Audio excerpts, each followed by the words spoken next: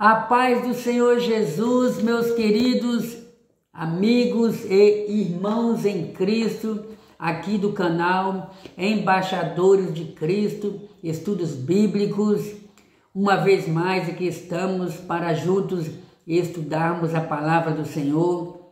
E hoje nós estaremos dando início a novos assuntos, novos estudos bíblicos relacionados à nossa lição da Escola Bíblica Dominical. Vamos orar? Deus, em nome de Jesus, eu quero glorificar o Senhor, porque o Senhor fez os céus e a terra. Espírito de Deus, abençoa, Senhor, esse estudo bíblico. Fala comigo, fala com todos aqueles que vão ouvir a Tua palavra, em nome de Jesus. Amém! Glórias ao nome do Senhor Jesus.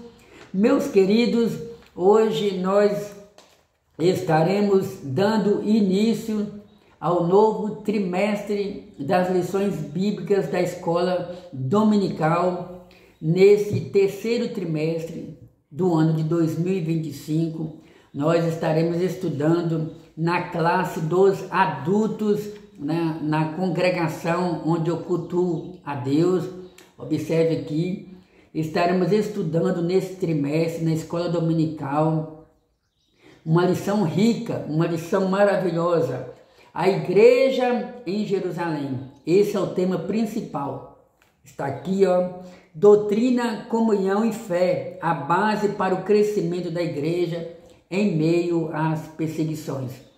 Durante 3 meses nós estaremos estudando, baseado principalmente no livro de Atos dos Apóstolos. Iremos a cada domingo com um tema diferente, obter um conhecimento profundo sobre o início da igreja primitiva ali no primeiro século. E eu quero convidar você a mergulhar comigo nas Sagradas Escrituras. A cada semana nós estaremos ministrando estudos bíblicos aqui. Os estudos que serão ministrados na igreja, nós estaremos ministrando aqui, porque eu sei que nem todos frequentam a Escola Bíblica Dominical, seja por um motivo, seja por outro. Eu quero convidar você que está por aqui a primeira vez, a nos acompanhar, a se inscrever no nosso canal, a comentar, compartilhe, assista outras aulas. Temos vários vídeos aqui gravados, várias aulas com assuntos importantes sobre a palavra de Deus. E eu já quero apresentar para você os temas que serão ministrados aqui no nosso canal e também na igreja. Primeiro assunto, a igreja que nasce no Pentecoste. Segundo assunto, a igreja de Jerusalém, um modelo a ser seguido. Terceira lição, uma igreja fiel à pregação do Evangelho. Quarta lição, uma igreja cheia do Espírito Santo. Quinta lição, uma igreja cheia de amor. Sexta lição, uma igreja não conivente com a mentira. Sétima, uma igreja que não teme a perseguição. Oitava lição, uma igreja que enfrenta os seus problemas. Nona lição, uma igreja que se arrisca. 10ª lição, a expansão da igreja. Lição 5, uma igreja hebreia na casa de um estrangeiro. Lição 12, o caráter missionário da igreja de Jerusalém. E a última lição, estaremos estudando sobre a Assembleia de Jerusalém. E nesse terceiro trimestre do ano de 2025, por intermédio da graça do Senhor Jesus Cristo, o comentarista, eu quero apresentar para vocês o comentarista das lições bíblicas da Escola Dominical, classe adulto. O comentarista desse trimestre é o pastor José Gonçalves. O pastor José Gonçalves, ele é líder da Assembleia de Deus em Água Branca, no estado do Piauí. Mestre em teologia, graduado em filosofia, escritor de diversas obras editadas pela CPAD, que é a casa publicadora das Assembleias de Deus, E o pastor José Gonçalves também é membro da Comissão de Apologética da CGADB, que é a Convenção Geral das Assembleias de Deus no Brasil. Então, meus queridos, a cada trimestre o Espírito Santo nos dá a rica oportunidade de estudarmos a Bíblia Sagrada através de comentaristas capacitados, homens que servem a Deus há muito tempo, homens humildes, homens que receberam de Deus a capacidade, o dom do ensino, porém são homens que não ficaram de braços cruzados, mas que perceberam o chamado logo cedo e então eles se dedicaram e estão se dedicando à área do conhecimento, estudando as Sagradas Escrituras, fazendo cursos e mais cursos com o objetivo de estar preparado para melhor servir a igreja. Então você pode ter certeza que o conteúdo que eu estarei transmitindo para os irmãos a cada lição aqui são conteúdos profundos com bastante base bíblica. E hoje nós estaremos estudando a primeira lição falando sobre a igreja que nasceu no Pentecoste. Você já leu o livro de Atos dos Apóstolos? Você já foi edificado pelo livro de Atos dos Apóstolos? Você já teve a curiosidade de saber quem escreveu Atos dos Apóstolos? Quando que aconteceu aquela história em Atos dos Apóstolos? Ou o que aconteceu ali em Atos dos Apóstolos? Essas e outras perguntas talvez já passaram pela sua memória, pela sua cabeça. Mas até então talvez você não teve essa oportunidade de ter um estudo básico ou um estudo profundo sobre o livro de Atos dos Apóstolos. E Deus está te dando essa oportunidade. Eu convido você a mergulhar comigo nessa jornada de conhecimento bíblico sobre o início da igreja. Sim, Atos dos Apóstolos é o principal modelo que nós, Igreja de Cristo, temos que nós adquirimos sobre como nos espelhar, como nasceu a obra missionária, como posso fazer a obra missionária nos dias de hoje.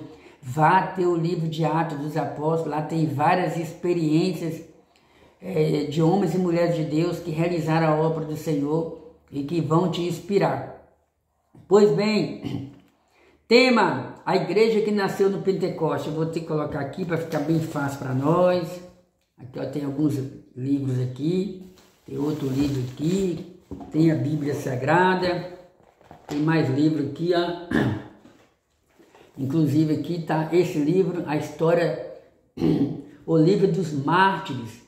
É um livro que mostra como foi a morte dos apóstolos e dos primeiros cristãos ali até, deixa eu ver, até o quarto século.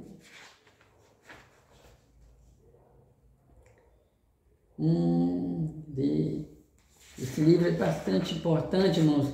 Esse livro, ele narra a caminhada da igreja até aproximadamente, parece que é 1800 e pouco, sabe? A história dos cristãos, como morreram os apóstolos, os cristãos da primeira geração, a segunda geração e assim por diante. Pois bem, texto áureo. E todos foram cheios do Espírito Santo e começaram a falar em outras línguas, conforme o Espírito Santo lhes concedia que falassem. Atos dos Apóstolos, capítulo 2, versículo 4.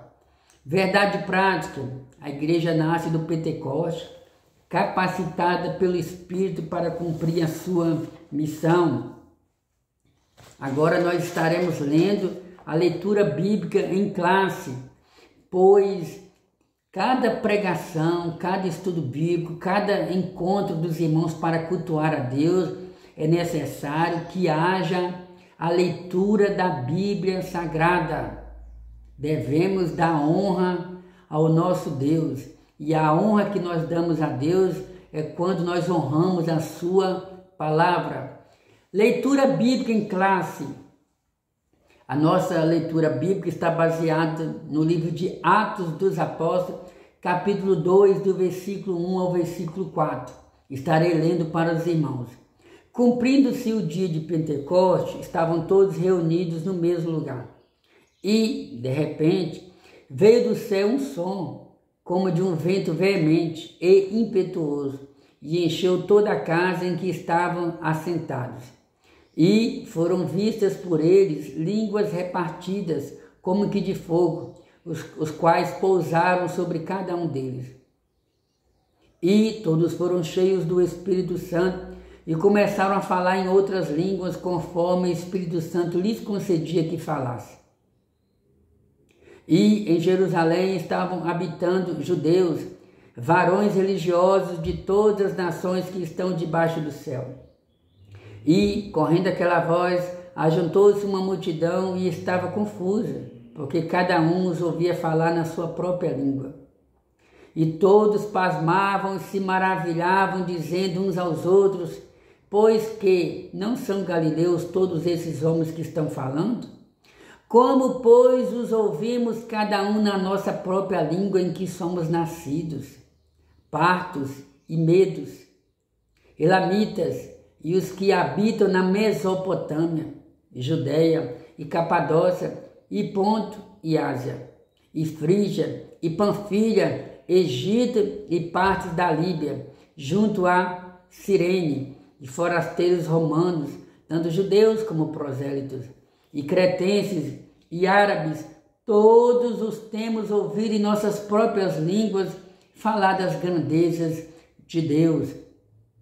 E todos se maravilhavam e estavam suspensos, dizendo uns para os outros: que quer isto dizer?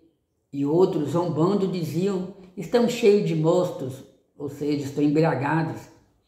Pedro, porém, pondo-se em pé com os 11, levantou a voz e disse-lhe: varões judeus e todos que habitais em Jerusalém, seja-vos isso notório e escutai as minhas palavras. Amém. Maravilha, maravilha, maravilha de Deus. Então, meus queridos, vocês observaram aí a leitura do texto bíblico. Agora nós já iremos aqui adentrar a introdução. A igreja nasceu no dia de Pentecostes. Esse evento marcou o início de uma nova era, a era da igreja. O Pentecoste era uma das festas mais importantes dos judeus e acontecia 50 dias depois da Páscoa.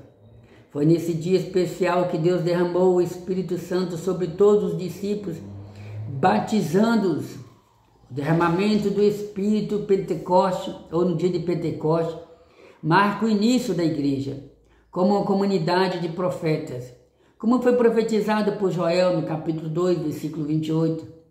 No livro de Atos, Lucas ensina que esse acontecimento tinha um significado especial para o fim dos tempos, pois já havia sido anunciado pelos profetas do Antigo Testamento. Além disso, o Pentecoste é uma prova clara de que Jesus havia ressuscitado. O propósito desse derramamento do Espírito Santo foi dar poder à igreja para testemunhar de Cristo ao mundo e levá-la à verdadeira adoração. Isto é o que veremos nesta lição. Então, meus amados irmãos, o nascimento, a igreja que nasceu no dia de Pentecostes. Em primeiro lugar, meus amados irmãos, quem escreveu o livro de Atos dos Apóstolos foi o evangelista Lucas. Lucas não fazia parte do colégio apostólico. Lucas não fazia parte dos 12 apóstolos. Porém, tanto o testemunho bíblico interno quanto o testemunho extra-bíblico nos dá base para crer que Lucas ele teve encontro com Jesus Cristo através do apóstolo Paulo. Lucas foi discípulo do apóstolo Paulo. E Lucas então deixou 2 documentos sobre a existência de Jesus. Lucas escreveu o Evangelho do Senhor Jesus Cristo, segundo escreveu Lucas, porque existe um só Evangelho escrito por 4 pessoas diferentes. Cada uma narra uma experiência diferente de Cristo com os apóstolos e aqueles que tiveram oportunidade de vê-lo e ouvi-lo.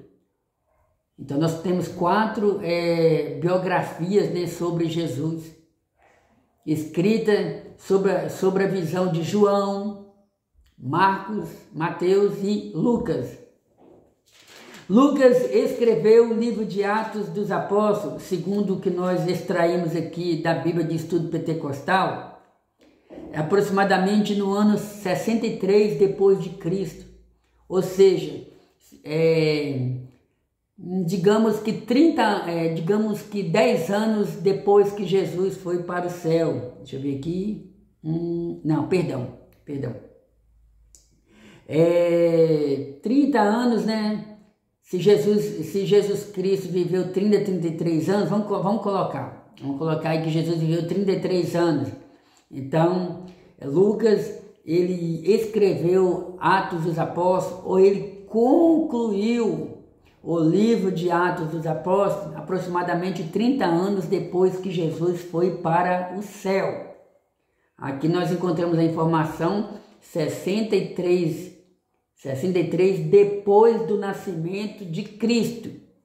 E visto que Jesus Cristo viveu aproximadamente 33 anos, aí você vai fazer a conta aqui, você vai chegar à conclusão que o livro de Atos dos Apóstolos foi escrito aproximadamente 30 anos depois que Jesus foi para o céu. Não é que foi escrito, é porque concluiu o livro de Atos dos Apóstolos. E aqui, meus amados irmãos, nós observamos no primeiro capítulo, Lucas dizendo o esforço dele que ele fez para escrever as palavras do Senhor Jesus. Primeiramente, em Lucas capítulo 1, Lucas inicia o Evangelho. Deixa eu ver aqui. E é até interessante observar aqui, né? Quer ver? Como por exemplo, Lucas.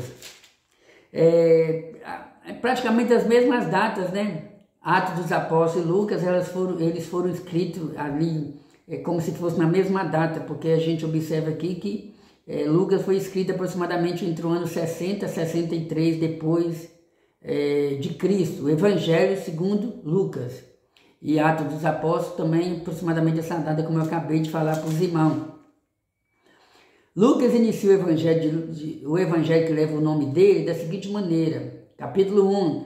Tendo, pois, muitos compreendido, por em ordem a narração dos fatos que entre nós se cumpriram, segundo nos transmitiram os mesmos que presenciaram desde o princípio e foram ministros da palavra, pareceu-me também a mim inconveniente descrevê-lo a ti, ó excelentíssimo Teófilo, por sua ordem, havendo-me já informado minuciosamente desde o princípio, para que conheça a certeza das coisas de que já estás informado. Então, Lucas deixa bem claro que ele procurou obter o máximo de informação sobre Jesus Cristo, quem viu Jesus, quem andou com Jesus, quais as pessoas que foram curadas por Jesus, será que ainda existia documentos, será que ainda existia pessoas vivas que haviam sido curadas ou que haviam visto Jesus? Quem era o imperador da época? Quem era o governante romano na Judéia? Quem era o rei colocado por Roma ali para governar os judeus? As províncias, quem dominava as províncias? Quem eram os filhos de Herodes? Quem eram os netos de Herodes que estavam tomando conta de certas províncias que pertenciam a Roma? Então Lucas é conhecido como médico, e também, porque Paulo chama ele de médico, mas Lucas também fez um trabalho de historiador, fez muitas pesquisa e ele deixa transparecer no primeiro capítulo de Lucas, que ele estava escrevendo como se fosse um documento para uma pessoa chamada Teófilo. E aí passamos para o livro de Atos dos Apóstolos e ele tem a mesma finalidade. Olha o que ele diz em Atos capítulo 1. Fiz o primeiro tratado, ou seja, se referindo ao evangelho que leva o nome dele. Fiz o primeiro tratado, ó Teófilo, acerca de tudo que Jesus começou, não só a ensinar, não só a fazer, mas a ensinar, até o dia em que foi recebido em cima, depois de ter dado mandamento pelo Espírito Santo aos apóstolos que escolhera. Então, meus amados irmãos, aqui o escritor de Atos dos Apóstolos foi Lucas. A igreja nasce no dia de Pentecoste. O Pentecoste é uma, não vou falar era, mas o Pentecoste é uma festa comemorada pelo povo judeu até nos dias de hoje. Deus estipulou que o povo de Israel comemorasse várias festas, né? Como por exemplo a Páscoa, o Pentecoste, a festa do Tabernáculo e assim por diante. A festa do Pentecoste é uma festa que acontece 50 dias depois da Páscoa. Lembra que no dia da Páscoa Jerusalém estava lotado, muitos visitantes, e o Senhor Jesus Cristo passou por essa humilhação de morrer como um cordeiro morto, como um cordeiro, né, ali por nós. E a festa do Pentecoste, uma vez, a festa do Pentecoste é uma festa bastante aguardada pelos judeus, a chamada festa das primícias ou festa das colheitas, né? E a Bíblia fala que Jesus Cristo permaneceu vivo entre os apóstolos depois que ele ressuscitou. Ele permaneceu 40 dias com os discípulos, 40 dias. Está escrito em Atos dos Apóstolos capítulo 1, aqui no versículo 3, aos quais também, depois de ter padecido, se apresentou vivo com muitas e infalíveis provas, sendo visto por eles por espaço de 40 dias. Então é nesse texto que nós usamos para afirmar que Jesus ficou 40 dias com os seus discípulos. E depois que Jesus foi para o céu, passou-se 10 dias até o início da Páscoa. Então, meus queridos irmãos, a igreja nasceu no dia de Pentecostes. A igreja nasceu no dia de Pentecostes. Jerusalém estava recebendo muitos visitantes naquele dia para a festa do Pentecostes. Deixa eu ver se tem alguma informação aqui que possa nos auxiliar um pouco mais sobre essa festa do Pentecostes. Um pouquinho de paciência, viu, meus queridos? Vamos que vamos. Cadê? Pentecoste. Pentecoste era a segunda grande festa sagrada do ano judaico. A primeira grande festa era a Páscoa. Ponto.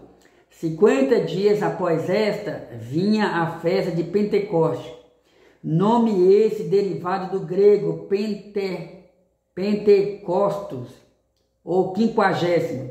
Era também chamada festa das colheitas, porque nela as primícias, ou os primeiros frutos da cega de grãos, eram oferecidos a Deus. Se você tiver curiosidade, você pode ler Levítico capítulo 23, versículo 17. Da mesma forma, o dia de Pentecostes simboliza para a igreja o início da colheita de almas para Deus neste mundo. Então, meus queridos, festa do Pentecostes, festa das colheitas, festa das primícias. Da mesma forma, o Pentecostes representa também a colheita de almas, pois a Bíblia fala que na primeira pregação de Pedro, 3.000 almas se renderam ao Senhor Jesus. Olha que bênção, louvado seja Deus. É interessante observar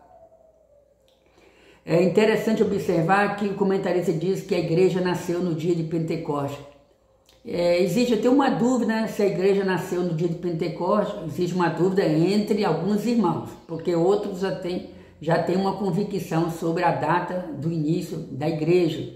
O que acontece? Como por exemplo, a igreja nasceu no dia de Pentecostes ou a igreja nasceu no dia em que Jesus Cristo disse que as portas do inferno não iriam prevalecer contra ela? Calma, que eu não vou deixar você confuso não. E também não vou fugir aqui do tema, não vou fugir aqui do raciocínio do nosso professor José Gonçalves. Mas vejamos uma palavra que está em Mateus capítulo 16, versículo...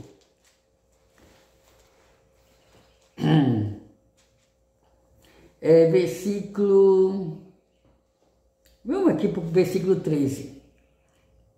E chegando Jesus às partes de Cesareia de Filipe, interrogou os seus discípulos, dizendo: Quem dizem os homens ser o Filho do Homem? E eles disseram: uns João Batista, outros Elias, e outros Jeremias ou um dos profetas. Disse-lhes ele: E vós, quem dizeis que eu sou? E Simão Pedro respondendo disse-lhe: Tu és o Cristo, o Filho do Deus vivo.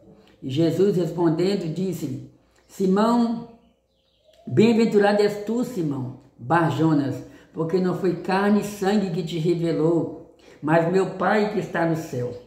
Pois também eu te digo que tu és Pedro, e sobre essa pedra edificarei a minha igreja, e as portas do inferno não prevalecerão contra ela. Amém? Então, meus queridos, existem alguns irmãos em Cristo que acreditam que a igreja não nasceu no dia de Pentecostes, mas a igreja nasceu um pouco antes, aqui em Mateus capítulo 16, versículo 18, quando Jesus diz que as portas do inferno não prevalecerão contra a igreja. Por outro lado, há quem acredite que a igreja, ela nasceu aqui em Mateus capítulo 16, versículo 8, porém ela foi inaugurada no dia de Pentecostes. Deu para você entender? Porém, a gente observa aqui que a maioria dos irmãos tem essa crença que não, a igreja nasceu foi no dia de Pentecostes e ponto final. Mas o certo é que as portas do inferno não podem prevalecer contra a igreja de Jesus. Já mataram o crente, já perseguiram o crente, já torturaram o crente, crentes já foram queimados, crentes já foram crucificados, já rasgaram Bíblia, já queimaram Bíblia. O diabo tenta parar a igreja através das heresias e assim por diante, mas a igreja está de pé, porque a igreja não é uma religião, a igreja não foi edificada sobre Pedro, sobre Maria, sobre qualquer um dos apóstolos, mas a igreja foi edificada sobre Jesus. Se a igreja de Cristo fosse edificada, alicerçada sobre Pedro, irmão, a igreja não teria chegado onde chegou. A igreja não teria tido o número de pessoas que tem, mas Pedro deixou bem claro em uma das suas cartas, né, que ele não é o fundamento da igreja, que Paulo não é o fundamento da igreja, mas que a igreja ela é fundamentada, ela é alicerçada sobre Jesus Cristo, a rocha, sobre Jesus Cristo, a pedra angular. Não se esqueçam disso, meus amados irmãos. E a palavra de Deus nos diz que antes do Senhor Jesus subir para o céu, o Senhor Jesus disse para os seus discípulos: Ficai em Jerusalém, até que do alto sejais revestido de poder, de autoridade. E uma vez sendo revestido de poder, vocês serão minhas testemunhas, tanto em Jerusalém, como em toda a Judéia, Samaria e até os confins do mundo. Você lembra dessa palavra? Jesus então ordenou aos seus discípulos que ficassem em Jerusalém. E a palavra de Deus nos diz, amados irmãos, o apóstolo Paulo, escrevendo a sua carta aos Coríntios, no capítulo 15, ali, ele, na verdade, ele usa um capítulo todo para falar sobre a ressurreição de Jesus. E no capítulo 15, Paulo inicia dizendo que várias pessoas viram Jesus após a ressurreição. Entre essas pessoas, ele fala que 500 pessoas, uma certa vez 500 pessoas viram Jesus. Porém, no dia de Pentecostes, apenas 120 estavam ali reunidos no mesmo lugar. Aí eu pergunto, cadê o restante? Talvez poderiam estar em outra região, mas por outro lado, talvez também muitos haviam desistido não de Jesus, mas desistido aqui desse revestimento do alto. Isso aqui a Bíblia não fala, isso aqui é a gente que fica imaginando. Mas o certo é que eles estavam ali reunidos no mesmo lugar. E que lugar era esse, irmão? Esse lugar era um lugar reservado que eles tinham para buscar a presença de Deus. Estavam todos reunidos no mesmo lugar. Se está falando no mesmo lugar é porque eles já estavam habituados a se reunirem ali no mesmo lugar, na casa de algum dos irmãos. Porque antigamente os cultos eram em residências, eram em casas. Não existiam esses templos que nós temos nos dias de hoje. Estavam reunidos no mesmo lugar. O Pentecoste, esse evento marcou o início de uma nova era para a igreja. Por que uma nova era para a igreja? Porque antes do Pentecoste, os discípulos do Senhor Jesus, os apóstolos do Senhor Jesus, até então, irmão, eles estavam com medo. Em primeiro lugar, os apóstolos estavam com sentimento de abandono, porque Jesus não estava mais com ele, sentimento de tristeza, estavam com pouca esperança, e agora quem vai nos ajudar, quem vai nos guiar, quem vai nos socorrer?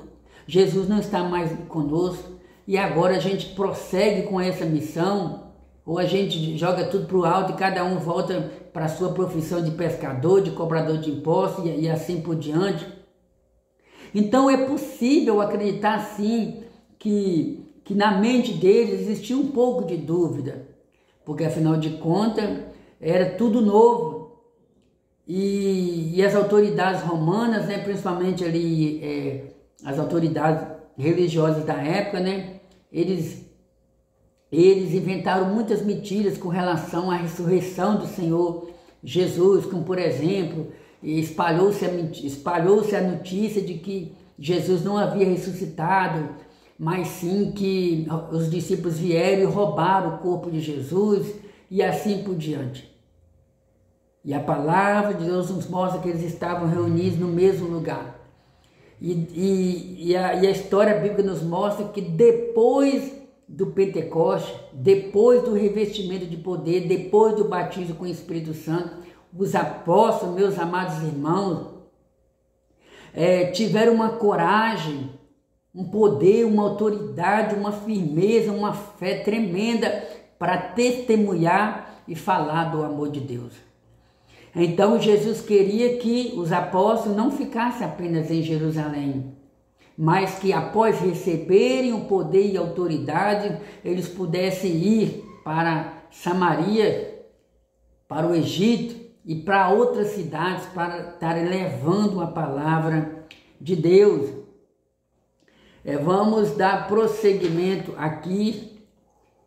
Então, no livro de Atos, Lucas ensina que esse acontecimento tinha um significado especial. Por que significado especial? Porque era o cumprimento de uma profecia. A palavra de Deus nos diz que Deus prometeu através do profeta Joel que iria chegar um tempo em que o Senhor iria derramar do seu Espírito sobre toda a carne. Se não, vejamos, olha o que está escrito aqui. Joel é um livro que está no livro dos profetas menores, no Antigo Testamento.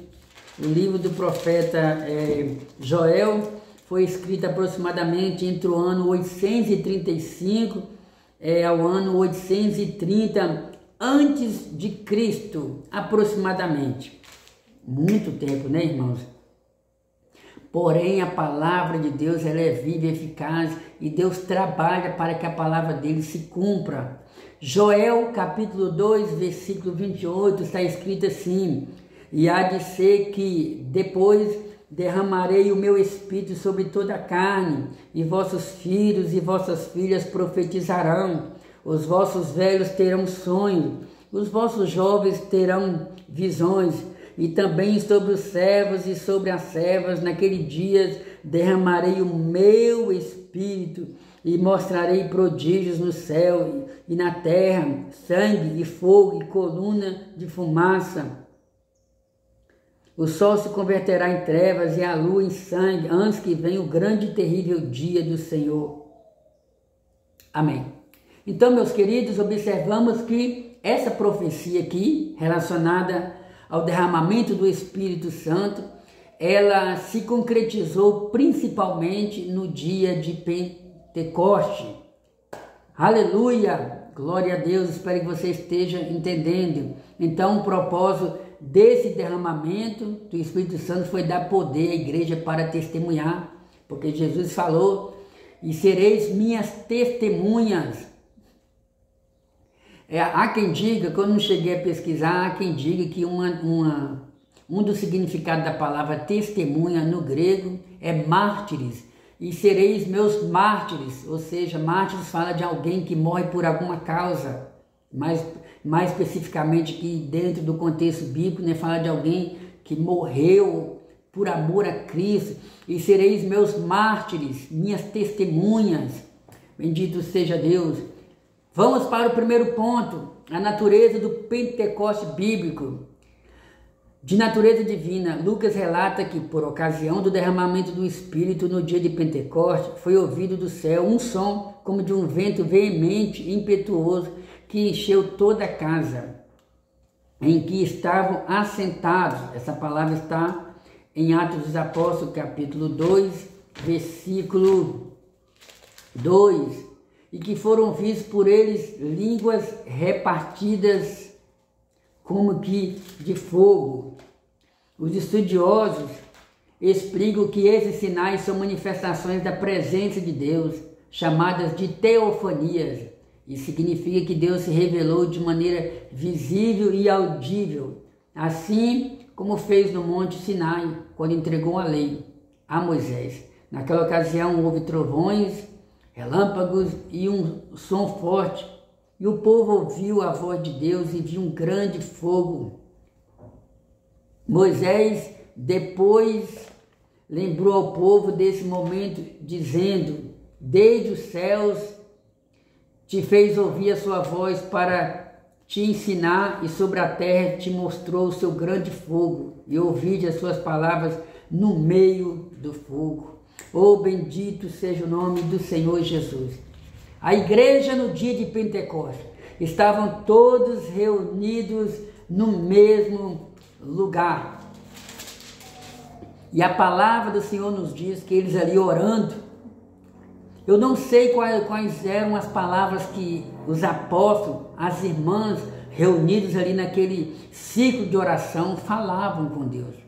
Pode ser que eles falavam: Senhor, envia o teu Espírito, Senhor, envia o teu Espírito, Senhor, envia o seu poder, Senhor, envia a sua autoridade, Senhor, envia o revestimento de poder. Talvez eles estavam ali orando, jejuando, clamando, dizendo: Senhor, nós somos pó e cinza.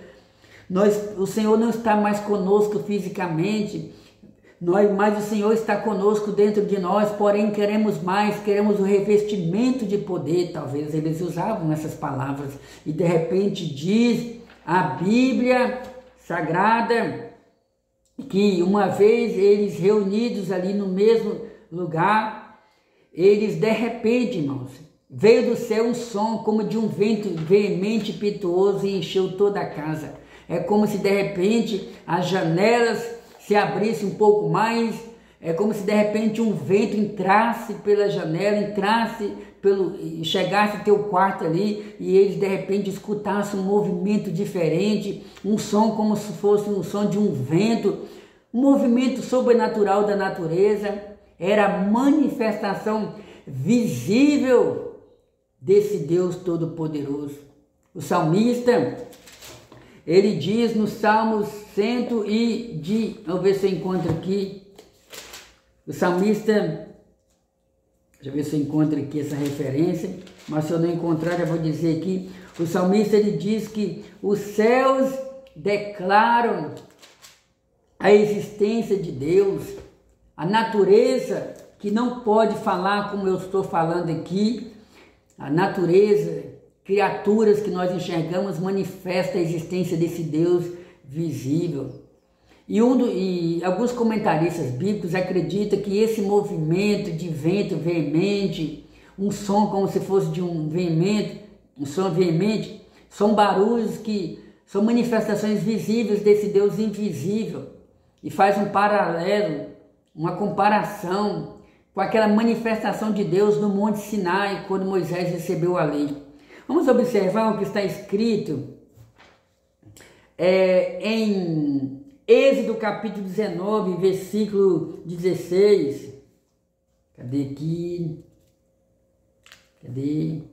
Deus fala com Moisés no Monte Sinai. E aconteceu ao terceiro dia, ao amanhecer, que houve trovões e relâmpagos sobre o monte, e uma espessa nuvem, e um sonido de buzina muito forte, de maneira que estremeceu todo o povo que estava no arraial.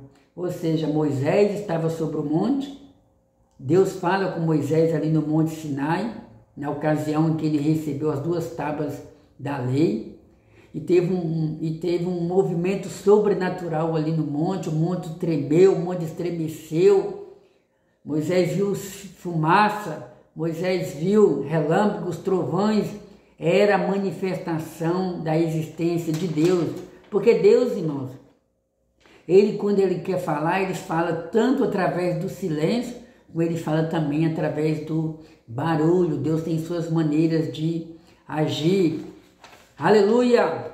Mas o certo é que aquele dia o povo de Deus foi batizado com o Espírito Santo e começaram a falar em outras línguas, um vento paralelo ao Sinai, assim como no Sinai, onde a presença de Deus se tornou real, como uma das experiências mais marcantes na história do antigo povo de Deus, de uma forma muito gloriosa e profunda, o Pentecoste marcou o encontro do Espírito de Deus com a igreja. Pentecoste, portanto, é a experiência do Espírito Santo. Lá no Sinai, a letra da lei foi escrita em tábuas de pedra. Deuteronômio 9, versículo 10 e 11, aqui no Pentecoste a palavra de Deus foi escrita nos corações. Olha que maravilha, irmãos. Ou seja, lá no Monte Sinai, o Senhor escreveu a sua lei em tábuas de pedra com o seu dedo.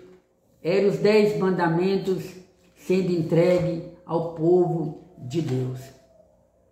Mas no dia de Pentecoste, a ação do Espírito Santo fixou mais ainda no coração da igreja primitiva a lei do Senhor, cumprindo assim uma promessa também da parte de Deus através do profeta Jeremias, capítulo 31, versículo 33.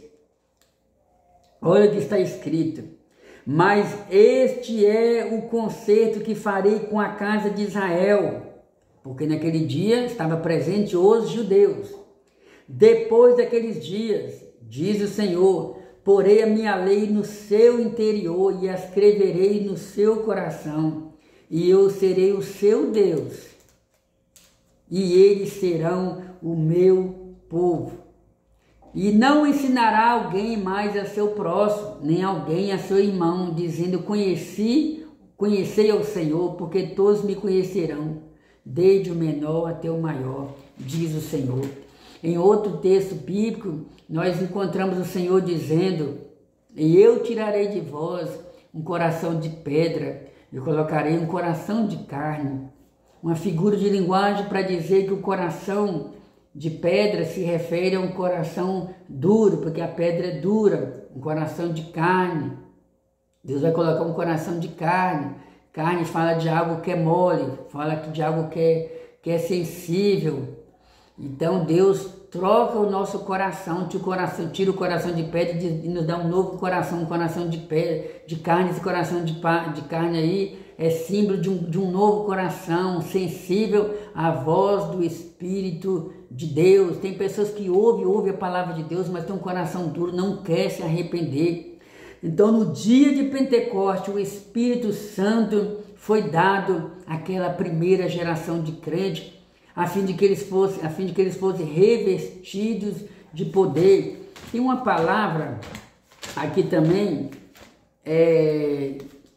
segunda carta do apóstolo Paulo aos Coríntios, no capítulo 3, versículo 3.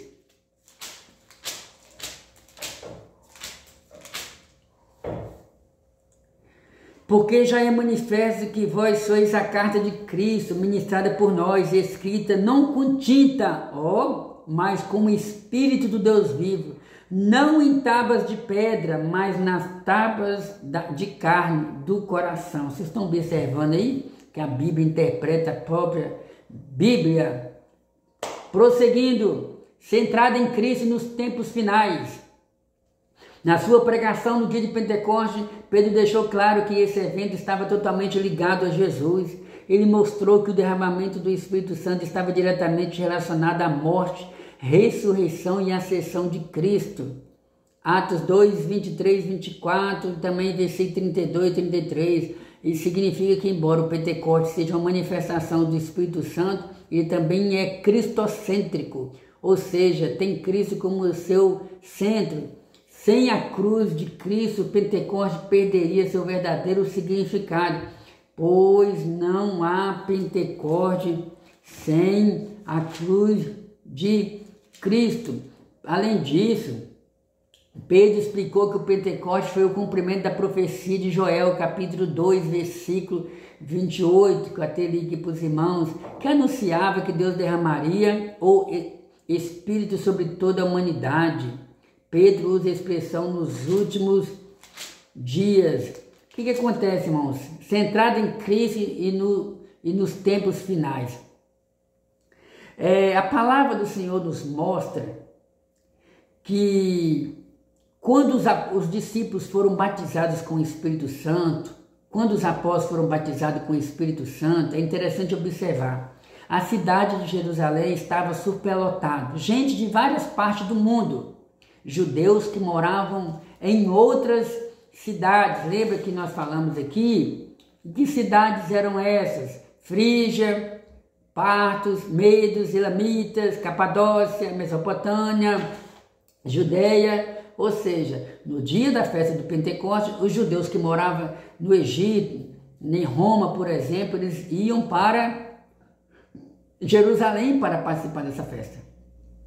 E a Bíblia fala que os apóstolos batizados com o Espírito Santo, falando em línguas estranhas, talvez com movimentos diferentes ali, talvez pulando, talvez sapateando dentro da nossa linguagem de hoje, né, dentro da nossa cultura, né? Eu não sei, o certo é que eles estavam com uma manifestação tão diferente na adoração a Deus, tão sobrenatural, que isso aí causou um impacto nos olhos e nos ouvidos dos peregrinos que estavam ali em Jerusalém participando da festa. E alguns começaram até a dizer: gente, o que está acontecendo com esse povo? Será que esse povo está bêbado, está embriagado? E diz a palavra de Deus que Pedro então se coloca de pé e começa a dizer para eles: não, esse povo não está embriagado igual você está pensando, sendo tão cedo. Atos capítulo 1, versículo 14. Pedro, porém, pondo-se em pé com os 11, levantou a voz e disse-lhes: varões judeus e todos que habitais em Jerusalém, seja-vos isso notório e escutai as minhas palavras. Que palavras eram essas? As palavras eram: esses homens não estão embriagados como vós pensais, sendo esta a terceira hora do dia. Terceira hora do dia? Terceira hora do dia se refere a que hora, irmão? Vamos analisar? Terceira hora do dia se refere a 9 horas da manhã. Lembra lá, a Bíblia fala Jesus ele foi crucificado à terceira hora do dia, 9 horas da manhã. Aí vem a terceira hora, analisa aí, terceira hora do dia, 9 horas da manhã, terceira hora, quarta hora, quinta hora, sexta hora. Ou seja, na sexta hora do dia, ou seja, meio-dia, diz a Bíblia, que o dia, o sol se tornou em trevas, até a hora nona, ou seja, 3 horas da tarde, que foi o horário em que Jesus expirou, morreu. Então a terceira hora do dia aqui se refere ao período da manhã, 9 horas da manhã. Então Pedro disse, gente, está muito cedo para vocês acharem que esse povo está embriagado. Na verdade, eles não estão embriagados. O que está acontecendo hoje é o que foi profetizado pelo profeta Joel, capítulo versículo 16.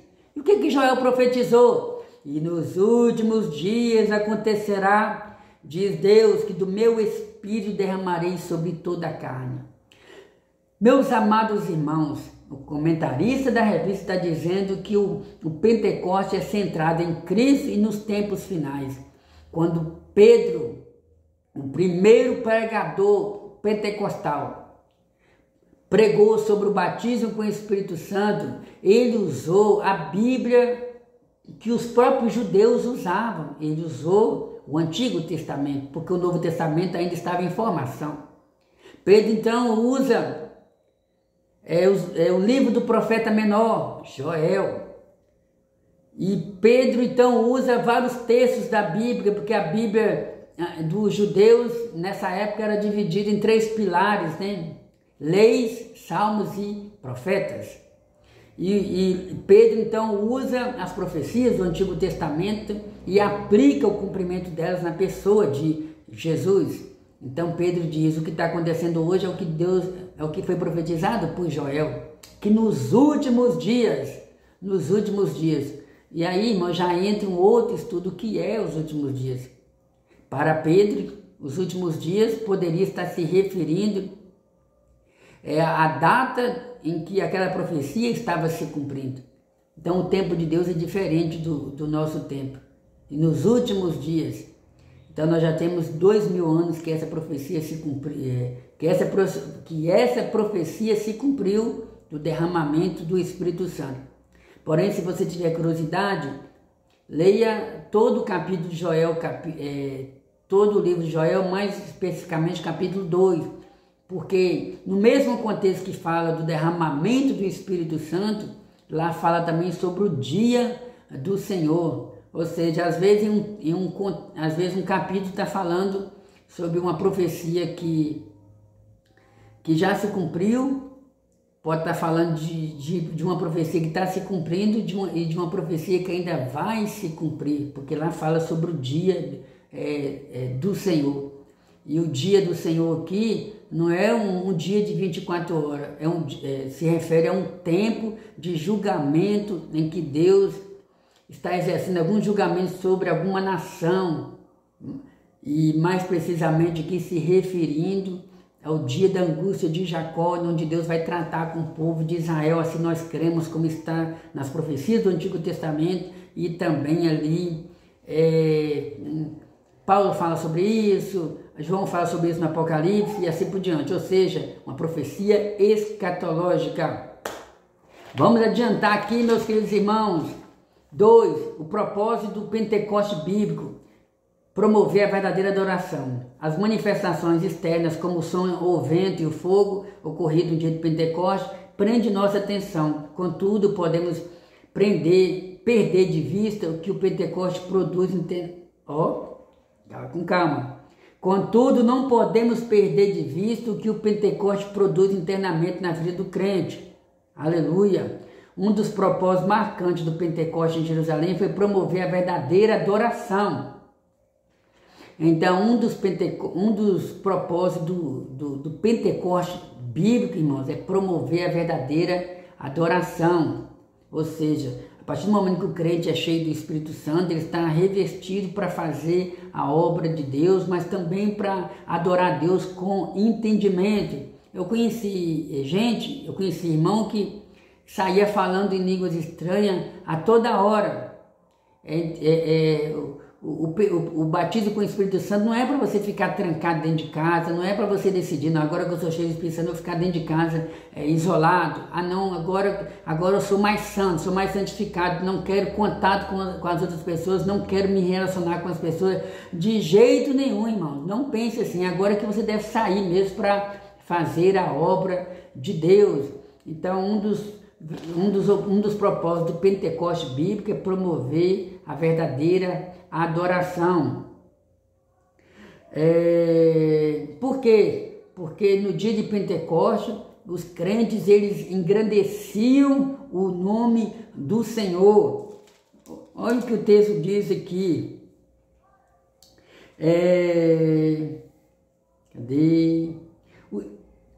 E cretenses e árabes, ou seja, povos que estavam ali em Jerusalém no dia de Pentecostes, todos os temos ouvido em nossas próprias línguas falar das grandezas de Deus. No dia de Pentecostes aconteceu dois fenômenos. Primeiro, o batismo com o Espírito Santo. Segundo, os crentes ou alguns crentes que foram batizados com o Espírito Santo, eles receberam o dom de falar no mesmo idioma de outros povos. Até então eles falavam só assim um idioma hebraico, o aramaico, mas no dia do batismo com o Espírito Santo eles receberam línguas estranhas e também o dom, alguns receberam o dom de falar em outros idiomas. Tanto é que o texto diz que os árabes, eles ouviram os crentes falar das grandezas de Deus, eles ficavam impressionados, mas como pode isso? Eles estão glorificando a Deus na mesma língua nossa, no mesmo idioma nosso. É porque ali aconteceu dois fenômenos, eu estou falando de uma maneira básica para você entender. Então, o que eu quero dizer com isso? Um dos propósitos do Pentecoste é glorificar o nome do Senhor. Um Pentecoste bíblico, porque infelizmente existem muitos Pentecostes, entre aspas, por aí, que não é um Pentecoste bíblico. O Pentecoste bíblico é aquele que promove mudança de caráter. O verdadeiro cristão pentecostal é aquele que produz frutos, porque não adianta, muitas das vezes, o crente ser cheio do Espírito Santo, falar em línguas estranhas, mas não produz frutos de um discípulo, frutos que glorificam o nome do Senhor Jesus. Tem tantos comentários aqui, irmão, mas o tempo não nos permite aprofundar mais, vou ter que adiantar um pouco aqui. Poder para testemunhar, o Pentecostes tem uma dimensão escatológica. Então,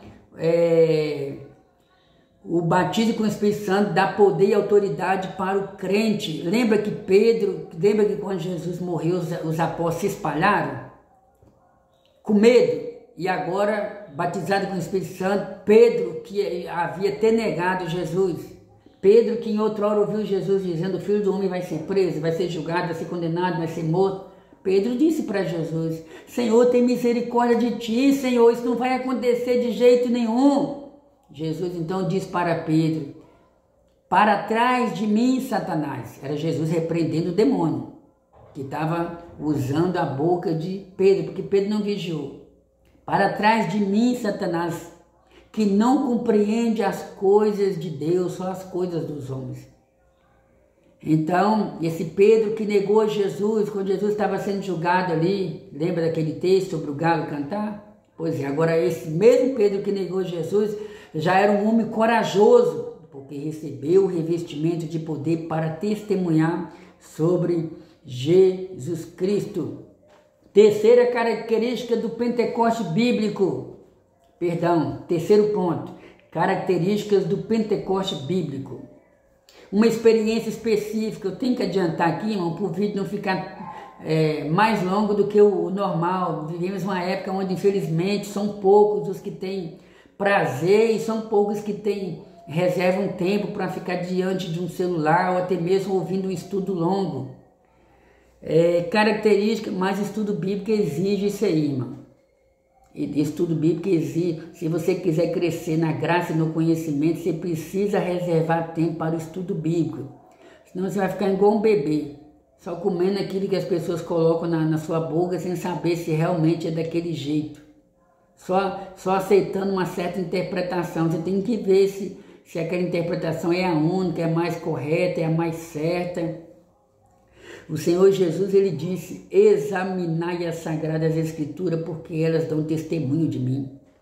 Uma experiência específica que diz respeito a características do Pentecoste bíblico.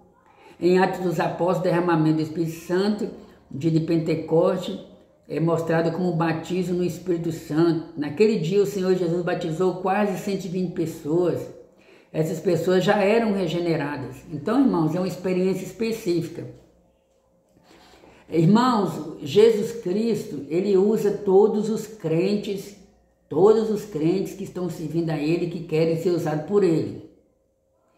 Todos os crentes são salvos em Cristo.